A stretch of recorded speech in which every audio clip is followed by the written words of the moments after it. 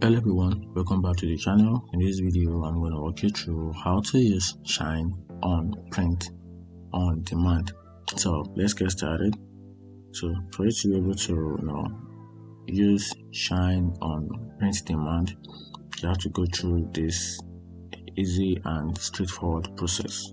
So the first thing you have to do is just to create an account. So for you to create an account, you have to sign up to the Shine on website and access your dashboard. After that, you can simply add the product. Then for you to be able to add the product, you have to browse through the marketplace and add a product to your store. Then after that, you have to customize designs and message cards. After that, set up payment. To configure your payment method, enter your company information.